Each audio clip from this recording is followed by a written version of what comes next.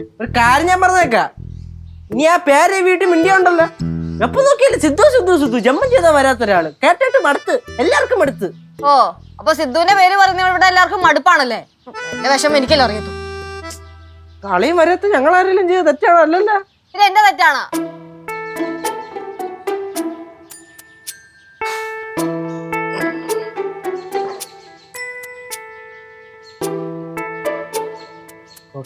എന്റെ കുഞ്ഞ് വിഷമിക്കണ്ട കേട്ടാ. വരും, അളിയൻ വരും. വിഷമിക്കല്ലേ, വിഷമിക്കല്ലേ എന്തിനാ? ഇതൊക്കെ മോച്ച്. എന്താടേ രണ്ടുപേരും ഭയങ്കര സീരിയസ് ആയിട്ടിരിക്കുന്നത്? സിദ്ധുളിയും വരാത്തന്റെ സങ്കടം ചേച്ചിക്ക്. അയ്യോ, ലച്ചു കാത്തിരുന്ന് ഇനി ആ പാറമടയിലെ വെള്ളം വറ്റുമായിരിക്കും അല്ലേ? അത് വച്ചടേന് മുന്നേ ഞാൻ അടുത്ത് ചാടും. എനിക്ക് സിദ്ധുനെ കാണണം. കരയണോ ലച്ചു? പിന്നെ വിഷമം വന്ന കരയില്ലേ? ഞാൻ കരയും. കഷ്ടം, ഇത് പളിയം വരാതെ നമ്മളെങ്ങനെ കാണാൻ?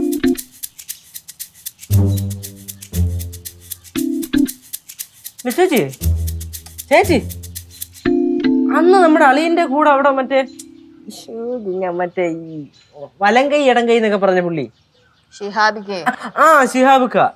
അന്ന് ശിഹാബിക്ക പറഞ്ഞ എന്തിനാണ്? ശിഹാബിക്ക തിരിച്ചങ്ങോട്ട് പോയാലേ അളിയന് ലീവ് വിട്ട് ഇങ്ങോട്ട് വരാൻ പറ്റുന്നില്ലേ?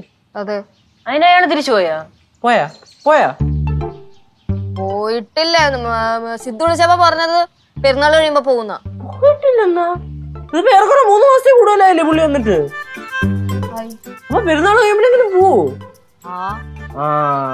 ചില ആൾക്കാരുണ്ട് ഇതേപോലെ തന്നെ. അവിടുന്ന് ഇങ്ങനെ വരും, ഗൾഫിൽ നിന്ന് വരും, ഇവിടെ നാട്ടിൽ വന്നിട്ട് കാശ് മൊത്തം തീർന്നു കഴിഞ്ഞ് പിന്നൊക്കെ ഭാര്യയുടെ കയ്യിലിരിക്കുന്ന സ്വർണവും പണയം വെച്ച്, ബന്ധുക്കാരുടെ കയ്യിരിക്കുന്ന സ്വർണവും പണയം വെച്ച് കടത്തിന്റെ മേലിൽ കടവുമായിട്ട് തിരിച്ചു പോകുന്നു, ആ കടം തീർക്കാൻ വേണ്ടി.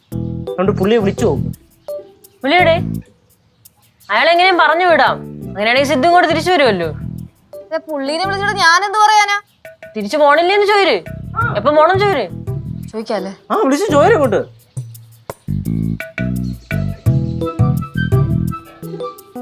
ഹലോ ഷിഹാബിക്ക, ലച്ചുവാ. ഇക്ക എവിടെയുണ്ട്? അവിടെ എന്താ പരിപാടി? ആണല്ലേ.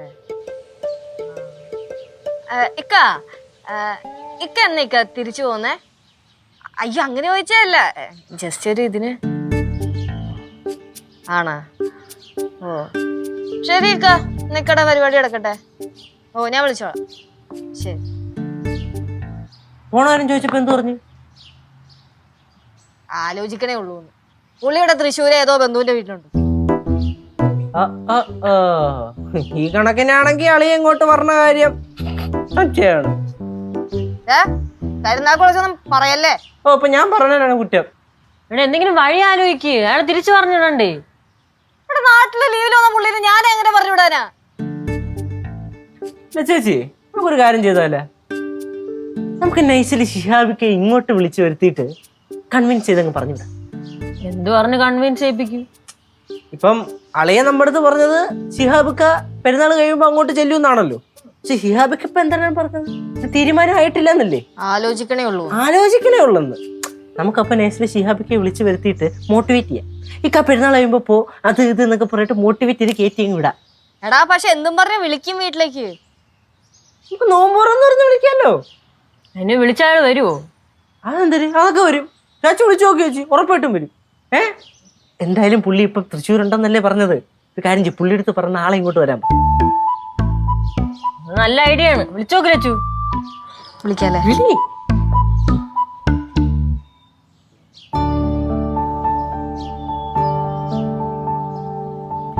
ഹലോ ഷിഹാബിക്ക. ഇക്ക ഹലോ. ഇക്ക, എനിക്ക് വോയിസ് ക്ലിയർ ആയിട്ടല്ലേ കേൾക്കണം. ഇക്ക എവിടെ എത്തി? ഇതെനിക്ക് മനസ്സിലാവുന്നില്ല. ഞാൻ ഇവിടെ ഒരു സ്ഥലത്ത് നിൽക്കുക. സ്ഥലോ? ഇക്ക മറ്റേ അയ്യോ റോഡ്, ആ മൂലേപ്പാടം റോഡ് കയറിയായിരുന്നോ? ഞാൻ കഴിഞ്ഞ പ്രാവശ്യം വന്ന ഏതൊക്കെ റോഡ് കൂടി കേറിയിട്ടുണ്ട്.